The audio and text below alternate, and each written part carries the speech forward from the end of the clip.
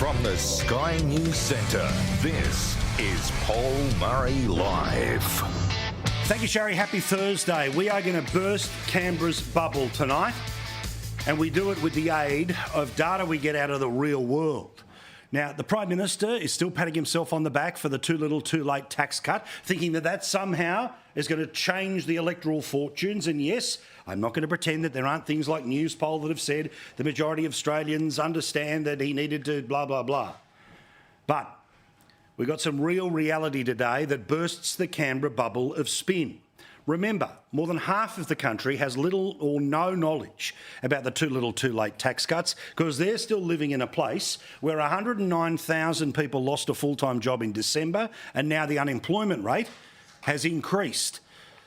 For a while, both sides of politics have had a number with a 3 in front of it, but now we start to move where we long feared that if unemployment stays above 4 and goes to 4.5%, then it is, well, thousands, tens of thousands of people who are going to start losing their job.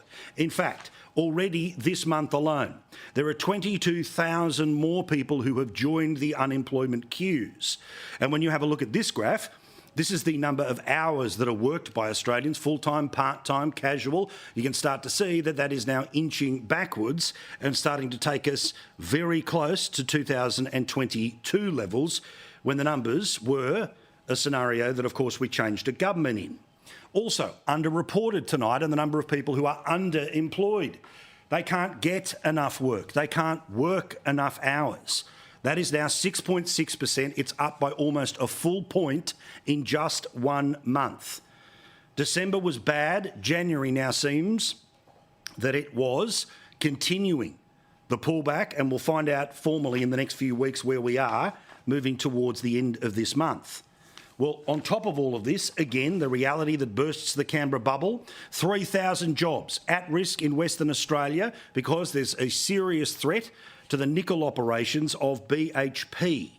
However, the way that Chalmers was spinning things in the Parliament today deserves some notice and then a comment from yours truly. We saw unemployment tick up to 4.1%, and nobody likes to see that, Mr Speaker, but we need some perspective here. As the member for Parramatta said in his contribution a moment ago, average unemployment under this government is 3.6%. Average unemployment under those opposite, 5.6%, Mr Speaker. Now, of course, those figures are misleading, and the comparison, when you inevitably see it pumped out by either the friendly staff working on the behalf of the Prime Minister's Dirt Unit in media operations around the country, or the social media that people will be bombarded with in the Dunkley by-election and then most likely a federal election later this year, marketing in diaries anywhere August, September, October is most likely when they're going to seriously think about doing it. Well, of course, you know what fiddled with the average numbers of the previous government, this little thing called the coronavirus lockdowns, when literally people didn't go to work, or people by their hundreds of thousands saw their hours cut back or lose their jobs completely. That, of course, was the reality. Another thing that is absolutely bursting the Canberra bubble of spin, that everything is awesome and we have turned a corner for the better, continues to be more information about cost of living. Now, the Prime Minister and his Treasurer made a bunch of slippery announcements and promises and changes and lies towards the end of January and through the first 2 weeks of sitting of the federal parliament this year. But there's plenty of data that is around that tells us that Australian people are still being choked by the python of cost of living, as they were last year when, of course, this government took $1,500 off 10 million workers. Now, the reality is interest rates are very high compared to where they were when this government took over.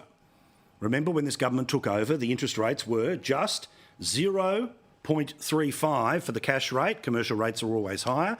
And then by now, it's 4.35. Now, remember when interest rates went up in May before the last election, Grim Jim had this to say about what interest rate increases means. This is a full-blown cost of living crisis on Scott Morrison's watch. When things are going well in the economy, he takes all of the credit. And when times are tough in the economy, he takes none of the responsibility. Well, of course, there's been more than a dozen increases since the sky was falling because of cost of living. And we learned today that despite all of the claims out of Canberra, which are overtly political, that we've turned the corner, everything's okay, the suburbs are now hugging their local Labor MP, we learned in the past couple of days from the boss of the Commonwealth Bank, Matt Comyn, who's echoed the comments of the boss of the ANZ Bank, which is do not expect interest rates to come down until 2025. Now, this is in line with what the Reserve Bank has said, where they have said the best case scenario is some reduction by 2026. But even if that takes place, you will still be paying 75% of what you are currently paying. But the picture for this year is that the huge increases in interest rates, well, they will remain at a pain all this year and into 2025. If things do get slightly better, you'll still be paying 75% of the increased payments since this government came to power. If you want to talk about comparisons, that's the reality. Since this government has come to power, they have pretended that every decision that they have made is for the better, but as we have told you, as we have shown you, they have been more than happy to see petrol taxes ever increase. In fact, they have overseen indexation increases, which means the rate of tax has increased on everything from a bottle of Bundy all the way through to how much people are paying back when it comes to their university debts. Now, they may well think that they've won over the press gallery, then automatically they'll win over the public, but the public know nothing is changing. In fact, I want to show you what was on the West Australian newspaper today, which talks about a poll of Western Australians, and they're having to deal with cost of living right now. The expectations are that after the belt tightening of 2023, the absolute no meat to cut and cutting into the bone of 2024, there's even more pressure on such families going into the rest of this year. Meantime, outside of Perth, in places like regional Western Australia, and it's very similar in other parts of the country, their cost of living scenario is 15% worse than what's happening in capital cities.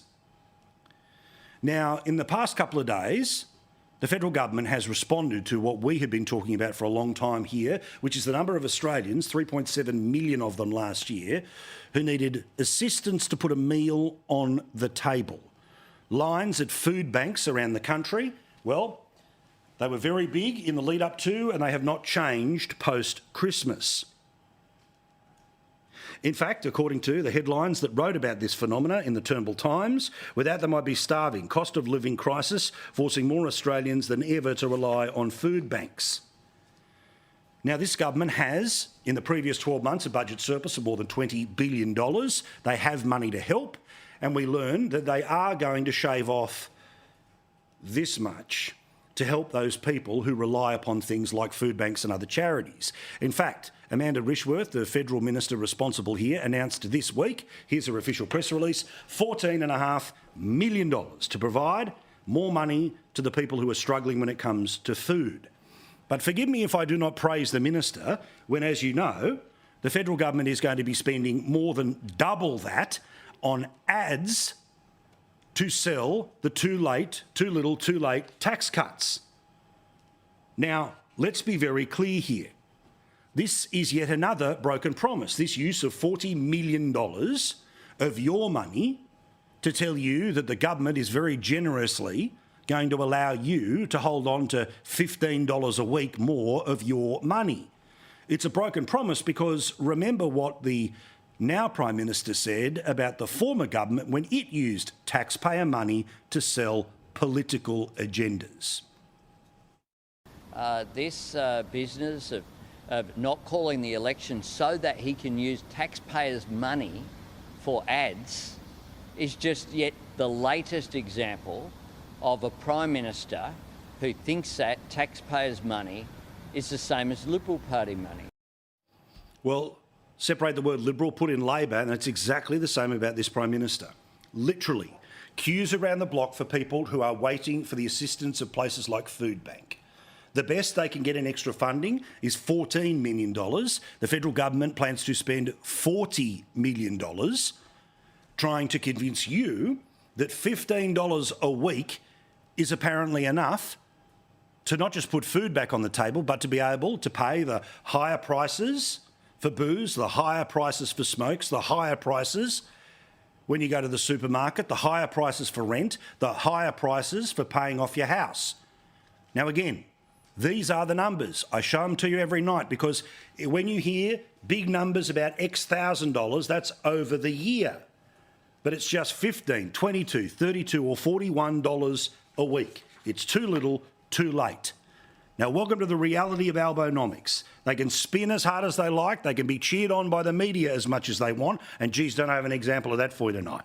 But the reality is, under Albo, higher prices, higher rates, and now higher unemployment. You pay every time. Meantime, as you know, Chris Bowen had a very clever announcement the day when this government was introducing higher petrol taxes to distract from the fact that they were introducing higher petrol taxes, where they were introducing new fuel efficiency standards that will eventually kick in from this year but become really serious over the next couple of years. You may remember the spin at the time. We know that by 2028 this will save average consumers on each vehicle each year over $1,000. Saving about $1,000 a year. Modelling shows that by 2028 Australians could be saving up to $1,000 per car per year. Now, extraordinary.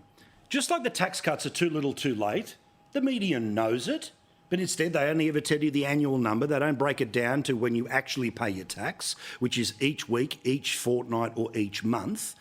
The same people turn around and talk about a petrol saving that's around in 2028 for this many people that'll buy brand new cars between now and then, as opposed to this government increasing petrol taxes right now. But another thing that Casanova Bowen, Casanova because, like all Casanovas, everything they touch, he said that this would not affect the types of cars that you can buy. There is no rule that would ban cars in Australia.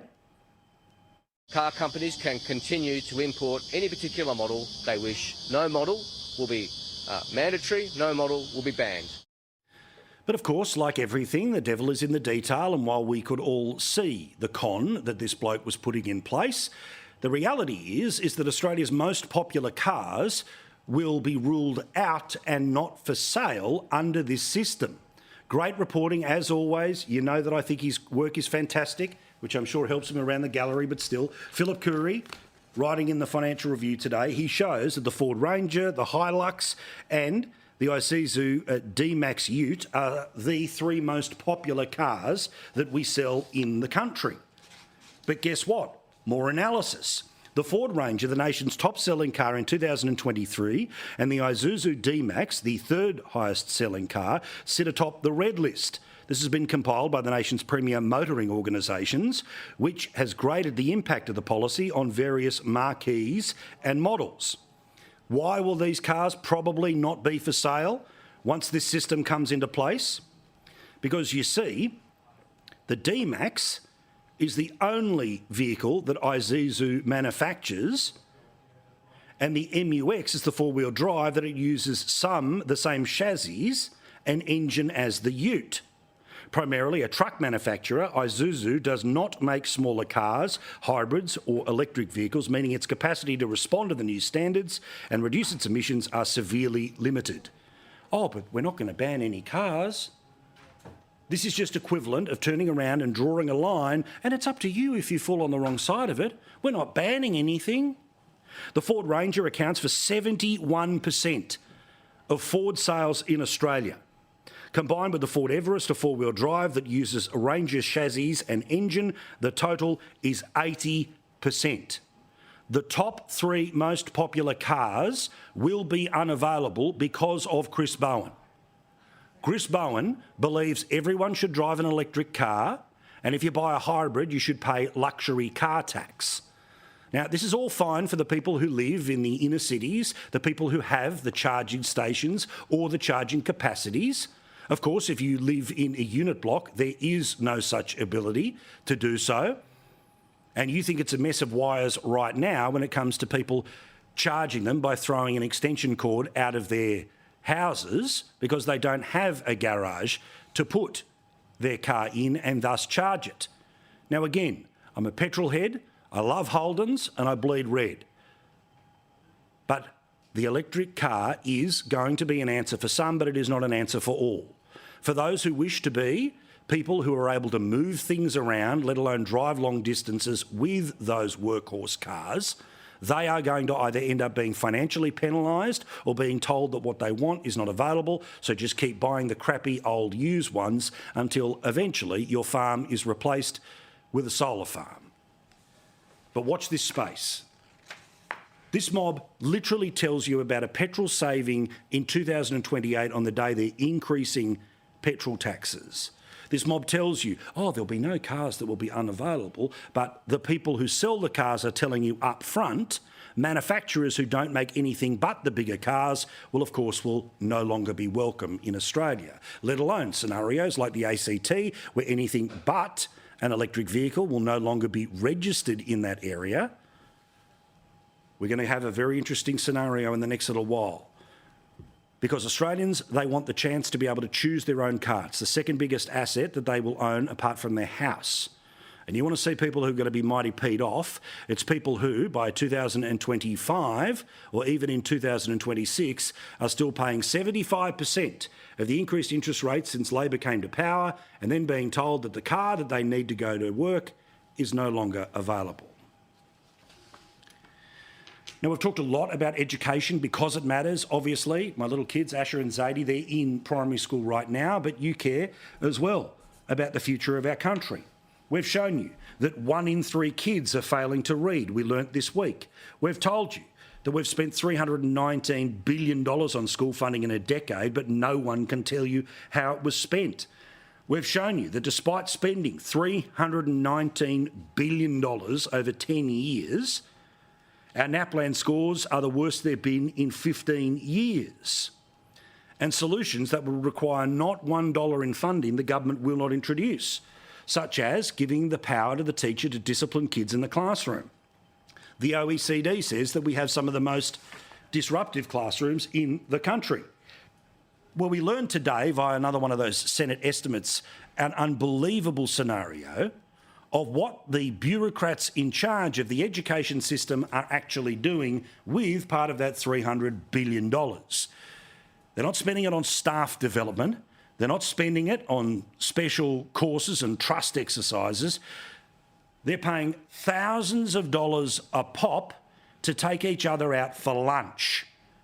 The shadow Education Minister, Sarah Henderson, revealed it in the Senate and made this point too. The Blackfire restaurant, the Ginger Indian restaurant, the Mezzalina restaurant, big SI meetings should be held in meeting rooms with a cup of tea and a biscuit, not at restaurants. It is very regrettable that this has happened. It's not regrettable, it's a disgrace, and it's yet another example of the people that are in charge of the future of our kids care more about the quality of their entree than they do the results of the decisions that they make for our kids. It's a disgrace. Well done to the Senator for exposing it. The Daily Telegraph and Ray Hadley on 2GB have been running an excellent campaign in the past few weeks about the number of racist number plates that exist. Now, as you know, privatised number plates or personalised number plates is something that was essentially privatised by most of the states, and they make an awful lot of money out of it. If you go and have a look at these things, to do it, it'll cost you about $500, and then to style it, which means choose the colour of it, it will cost another $200. But as you can see, things like Hail SS and October the 7th are pretty obvious about the message that they are sending, and why they were ever approved of, you and I will both never know. But we learn that the person whom apparently owns that number plate is now playing smarty pants games. A motorist with the custom number plate seemingly glorifying October 7 and the terror attacks on Israel now claims they've lost them and therefore is unable to return them. Transport for New South Wales has now got the owner and told them they have to provide a statutory declaration, i.e. to swear as if they were in a court that they have lost them. Because if they haven't lost them, that in and of itself becomes a crime to lie on a statutory declaration. A point made by my friend Ray Hadley today on his great radio show. You thought you were going to be smart. You got caught. hand them back in, because I'm pretty sure the government's going to go after you and you'll face a fine of up to $22,000, 2 years imprisonment. Do you really need that drama in your life? I wouldn't think so. Just give the plates back to them. Give the plates back to them and then there'll be no drama. Okay? It's not rocket science. Now, Byron Bay on the north coast of New South Wales is a beautiful place for the people that have been there for an incredibly long time. They've seen it turn from a kind of cute coastal town into a place that's got one or two snobs and way too many lefties and way too many people that are scared that 5G is turning the frogs gay. But we also know it's a place that is a little loosey-goosey compared to the rest of the country. Just up the road in Nimbin, they have a thing every year, not the Mardi Gras, but the Mardi Gras, in celebration of cannabis. Here's last year.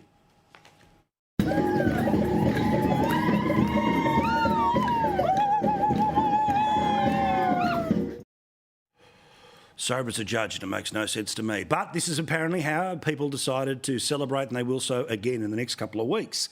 But one thing that is absolutely not acceptable is to go nude in one of the beaches that is a fair way away from the central town of Byron Bay. Now, there was confusion at one point about whether it's the local council or National Parks and Wildlife in New South Wales that is in charge of this clothing optional beach. And apparently, the person from the National Parks and Wildlife Service has said that maintaining a clothes optional area in a nature reserve is not consistent with the values the reserve is managed under. What are the values? Let's be honest, most of the people who go to nude beaches, they look like me. They're not exactly the people that you're always going to want to go and have a little peek at, but good luck to them if they want to do it. It's free, you do you.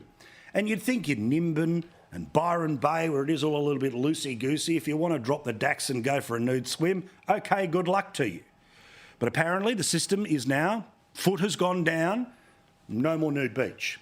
So, some surprising support for those that would like to get more support for their petition. Here it is. If you would like to save the local beach for those who want to rip the kid off and go for a nud run, go for a nude swim, go for a skinny dip, or just be at one with nature and connect because it's closer without cotton, or hemp clothes, I'm assuming, you can go to change.org.au and look for that title and sign the petition away. I won't be signing it, but again, most nude beaches, that ends up some fat bloke that you don't want to see nude. So it won't be me, I promise. Now, there has been quite a problem of recent months about the number of fires which mysteriously start in tobacco shops around the country. It is considered to be part of a war that is existing amongst organised crime about where people are currently selling illegal tobacco. Now, I'm not suggesting that it is that tobacco shop or that tobacco company. Instead, we know the ones we're talking about here. We're talking about a series of ones that aren't corporately named. They're the local tobacco shop that turns up here or there, and many of them are accused of, among other things, having things like chop, illegal cigarettes being sold. Now, obviously, that's not the case with the example that we showed. They're all above the board, and I won't lie, I've been a customer plenty of times when it comes to cigars. Terrible, bad, it'll kill you. But the illegal war on tobacco and the fight for who can control cut-price cheap crap that comes in from China is now seeing organised crims blowing up or burning down other distribution centres. Now, I do have a slight solution for how we could go around this, and it's going to be an unpopular suggestion, but I'm going to say it anyway. The federal government has made a decision that if you go to somewhere like Tobacco Station, and that is a legitimate place selling a legal product, you, of course, will buy it for a very high price. Why? Because of the taxation that several governments for the past 10 years have put onto legal sales of tobacco. The reason we have a thriving market in illegal tobacco right now is because of the taxation that exists on legal tobacco. Now, while I don't want anyone to start smoking tomorrow, and I want any one of us that is stupid enough to do it to give it up tomorrow, the reality is the reason this organised crime is thriving is because the government has created a scenario where the cheap, crappy and illegal stuff is way cheaper than what is legally available in places like tobacco shops and service stations. Meantime, one of those woke councils thinks that the best way to protect their area is for no tobacco or no vape shops to be available anywhere in their area. According to the Inner West Mayor, channeling his National Parks and Wildlife Don't Get Nude, that's not in keeping with the area message. The enormous number of tobacconists and vape shops which are opening near primary and high schools pose a real threat to the health of children and must be curtailed. I know it's a very specific Sydney reference, but does the mayor know what lots of businesses on Parramatta Road are? They've nothing to do with tobacco, but I'm pretty sure that they're not really child-friendly either. Now, I want to talk about Biden for a second here because, as you know, the left has many ways of discrediting the things that they don't like, many things that they believe are not in their favour. And as we all know, certainly Joe Biden last week, well, he bit anyone's head off, particularly about a report that came from the Department of Justice showing that basically he did exactly the same things Donald Trump did with illegal documents, but he doesn't get charged because he's a delightful old man who handed the documents over while he was being investigated. Apparently, at the same time, the author of which he read the classified documents to, he decided to erase the tapes of the conversations that would prove that the president had committed exactly the same thing of which Donald Trump had been charged by. But as you know, this was quite the story in the media. Joe Biden has addressed the nation to reject a withering assessment of his memory and mental abilities contained in a special counsel report. President Joe Biden has had a big legal win, but the price may be a mortal blow to his re-election this year. Legal headaches for President Biden are breaking right now. After a year-long probe, it's been revealed this morning that he willfully retained and disclosed classified materials. Now, you may recall that one of the particularly indignant moments of the president carrying on was in reference to his dead son. A little bit like politicians here, there's one story they tell over and over again, and whenever things get tough, it's time to talk about his dead adult son. There's even reference that I don't remember when my son died. How in the hell dare he raise that? Well, of course, how dare this question be asked by the DOJ? Why would they ask him about his dead son? Well, what about this from NBC, where apparently he was never asked. He's the one who brought it up, only to prove he didn't know what year his son died. Tonight, NBC News has learned that Hur never asked that question, according to two people familiar with the interview last fall. They say it was the president, not Hur or his team, who first introduced Beau Biden's death. The sources say the president got the date, May 30th, correct, but not the year. So he's annoyed because the question was brought up, but then the question wasn't brought up. You brought it up, and you got the date wrong, which is why he wrote it in the report. Nothing to see here, of course. Quick break, back with more. Looking forward to a debate. Michael Kroger, Linda Scott, and then Dave Rubin a little bit later in the show. Stick around for the whole hour. You're going to love this one, I promise.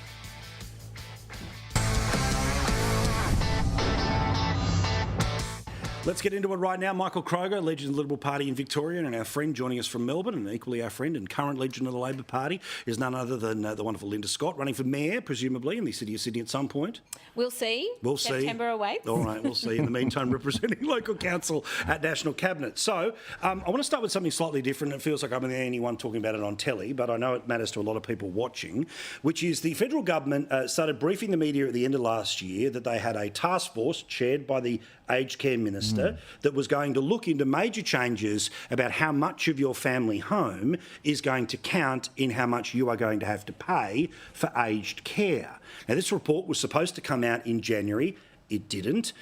We are now halfway through February. It hasn't, and the likelihood is that we're not going to get anything until after the Dunkley by-election, which would suggest that the briefings that were there in December when they didn't expect a by-election are probably on the money. Now, what this means is that currently anywhere between that somebody who, say, is in a house right now, but it might be worth $2 million, is held to the same financial standards as somebody who has a property worth $300,000. The suggestion is that rich, and remember, you're only rich because of the asset of which you worked your backside off, paid 17% interest rates and have taken care of the garden and renovated it every single weekend of your life since, is now worth a lot more money because the collective market has gone up. But Michael, this is one of those issues where no doubt the briefings will all be rich, evil boomers and let's go after them.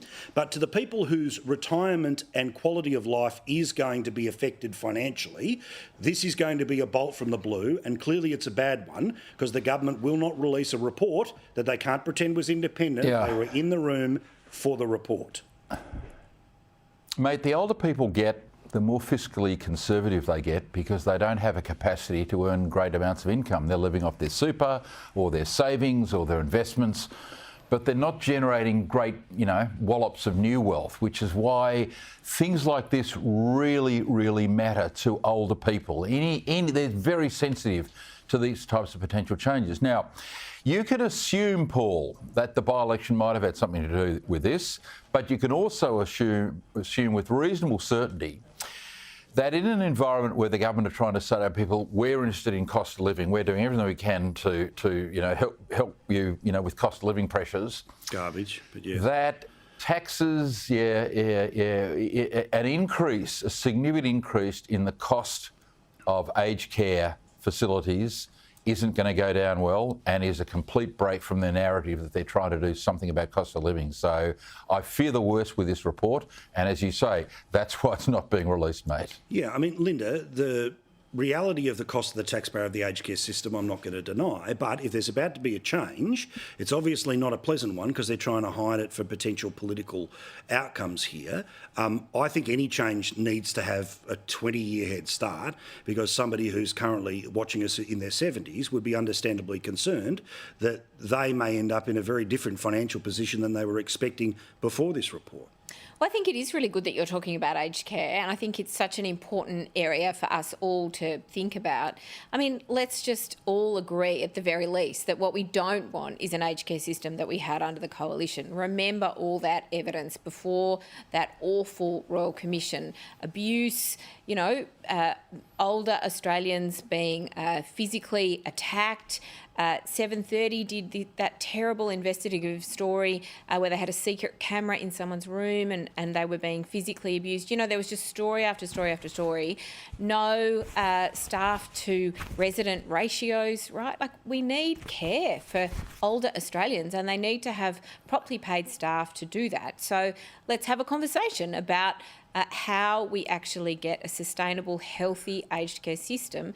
We're talking about a report here tonight, Paul, that it hasn't been released. We don't know what's in it. I certainly don't know what's in it. Well, correct, neither do I. But when they briefed what was in it, that's what I'm basing my assumptions off. It's what they told the Sydney Morning Herald at the end of the year.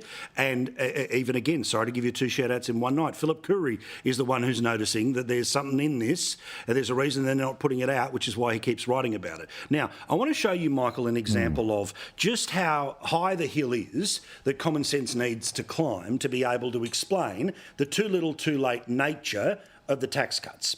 Now, you've got a scenario where this was the Channel 9 news tonight at 6 p.m. Now, remember, the tax cut for the 45 for people earning about 40 grand is about $15 a week, okay? But watch how all of this was presented tonight on the Channel 9 news.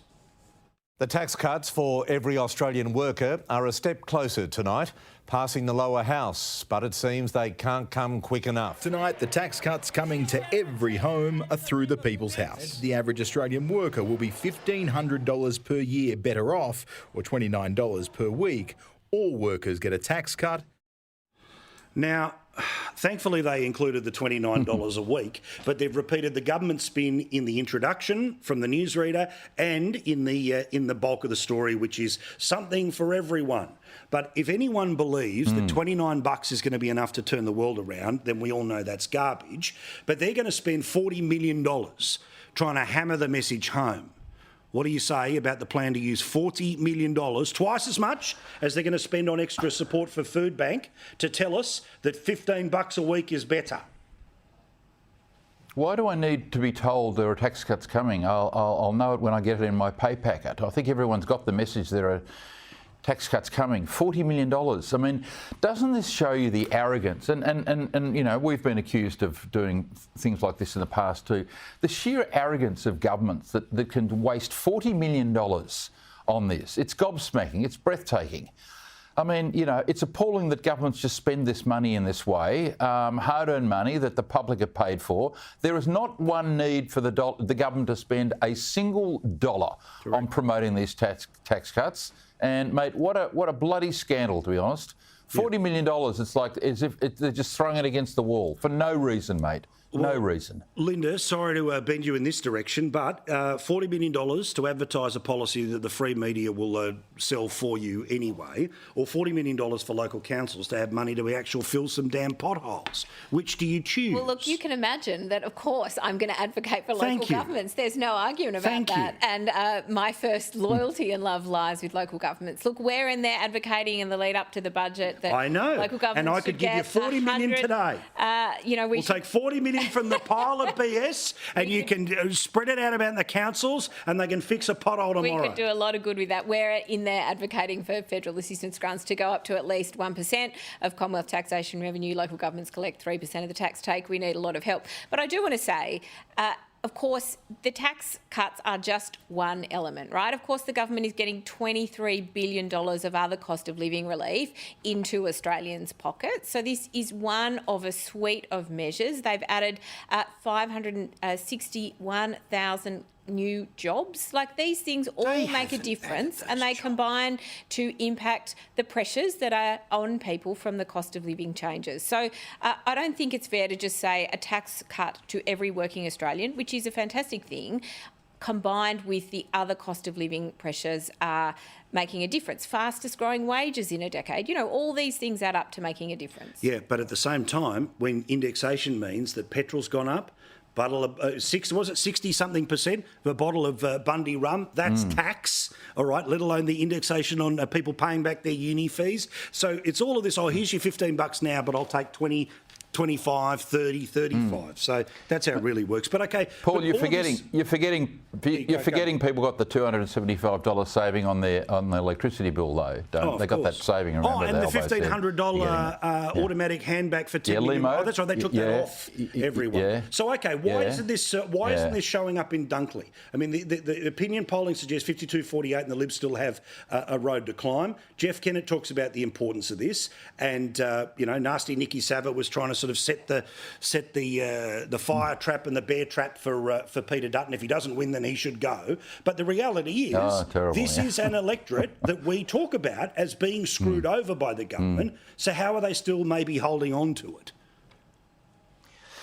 So this is a very unusual electorate. It's got some extremely wealthy parts and some areas which are struggling badly. It's not your typical outer suburban seat in Victoria, like a Casey or like Michael Suka's seat, etc., or Aston. It's a bit different. So I would expect Labor to win the by-election, despite the Liberals having a first-class candidate. I think Labor will hold on. It's a 6 and a bit % seat. There's always not wanting to, you know, put in a difficult point, but when the member dies, of course, you know, there is always an element of the electorate that says, well, if I vote against the party of the late member, I'm really doing it's a bit. And there's no scandal as the reason for the former member. Correct. So that's why, you know, in this situation, I'd expect Labor to win, and because of the tax cuts, which are, you know, everyone gets a tax cut. Of course, they're happy. I think Labor will probably hang on. That having been said, of course, people will take the tax cut, but later on, mate, come the federal election, they're going to say, yeah, but this is a bloke that lies. You can't believe a word he says. So and as you've it does good at the beginning.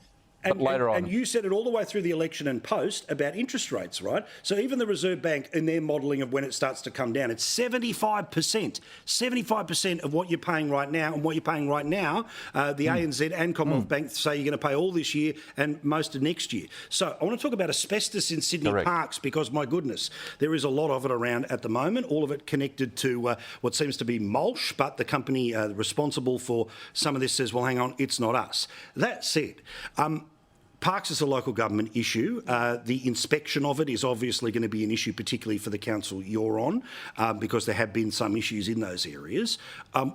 What are the state of some of these parks, and are you confident that they are asbestos-free? Well, I'm devastated to say that I'm not confident tonight, and that's a terrible position to be in. We know that more than a month ago now, after the asbestos was found at the Rozelle interchange close to the City of Sydney, I wrote to our council CEO asking if we had evidence that this group that had been identified were in our supply chain and if we could test every park. That request was refused. Wow. And I'm devastated because, of course, now we've had a month where there's been potential exposure for our communities to asbestos.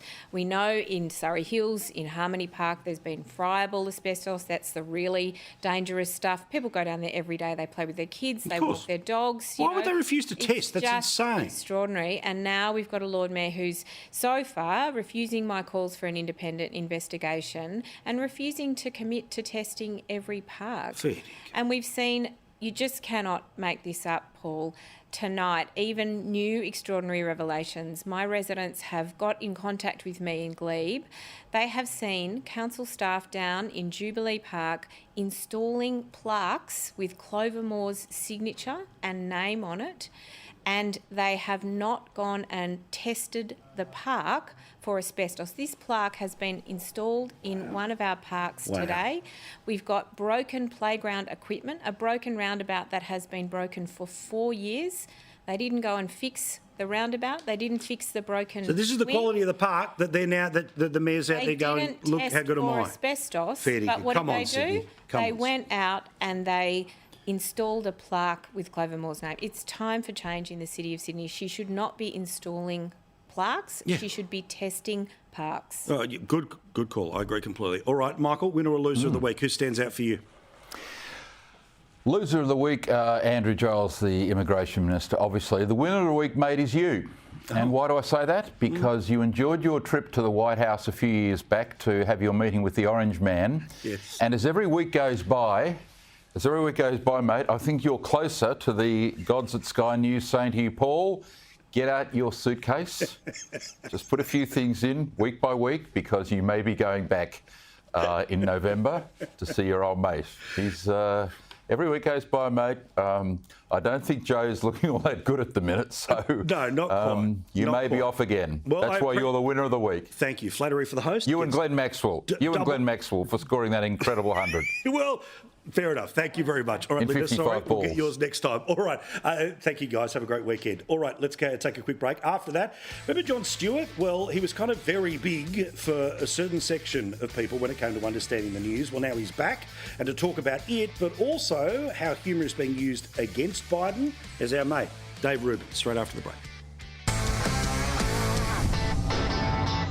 For people of a certain age, Jon Stewart is a big TV star, and he's back on television. To talk about it is a man who's also a big TV star because he joins us here each and every week, but he's big on his own show, The Rubin Report, which is over on Rumble and lots of other places. The great Dave Rubin in the free state of Florida. How are you, mate?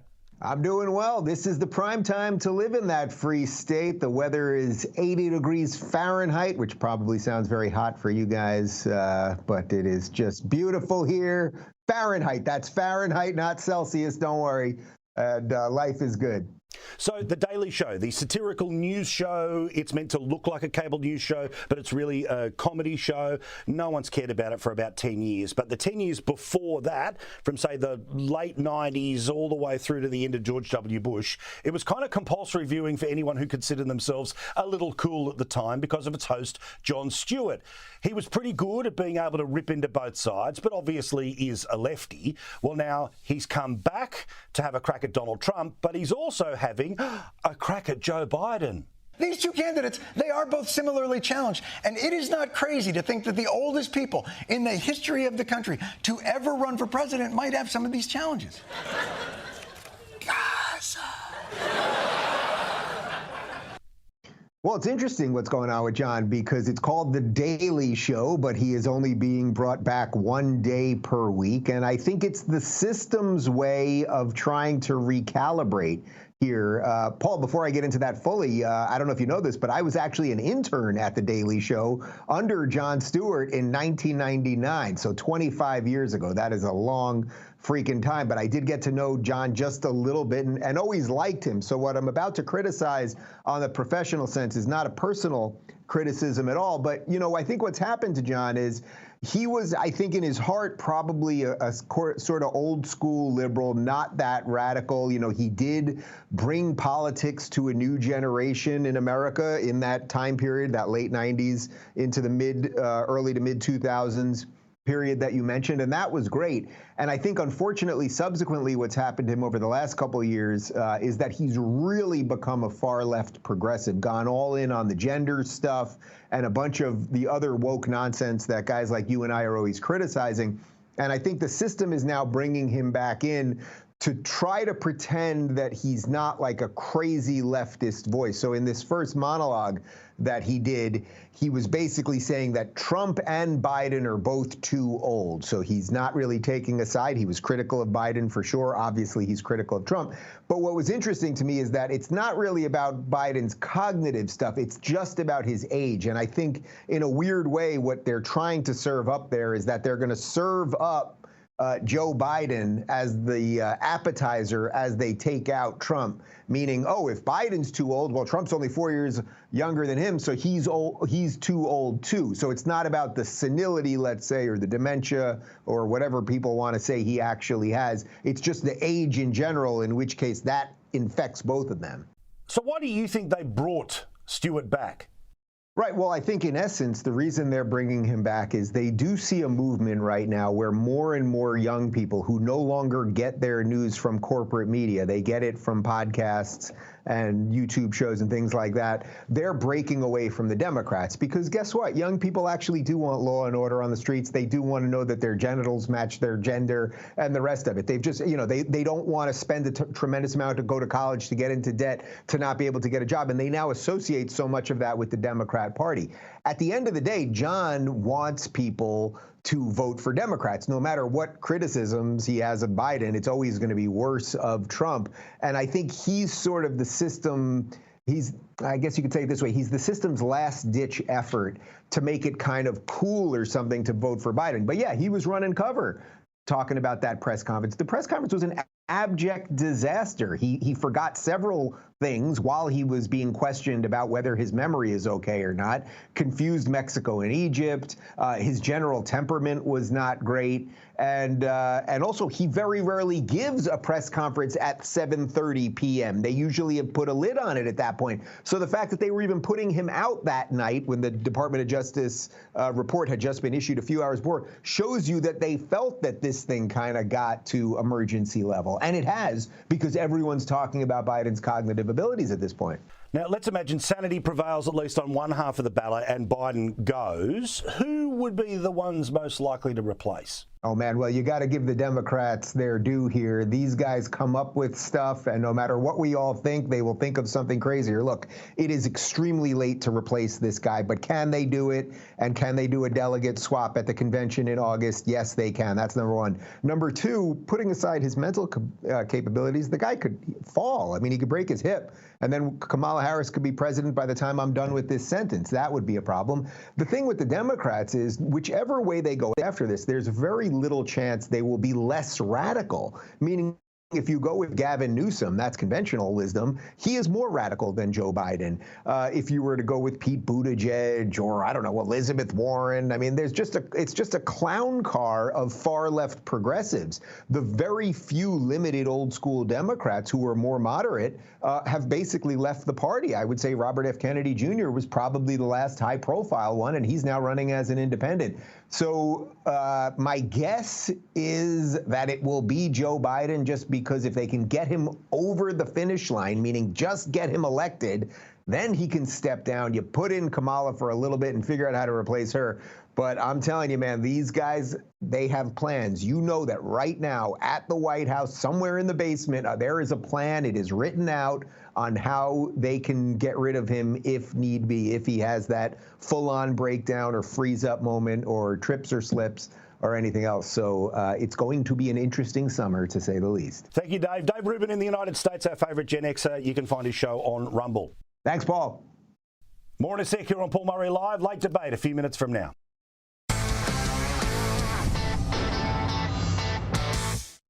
That's me done for the week. Thank you so much for watching. We'll see you again on Sunday night. Here's the late debate. Go Yankees.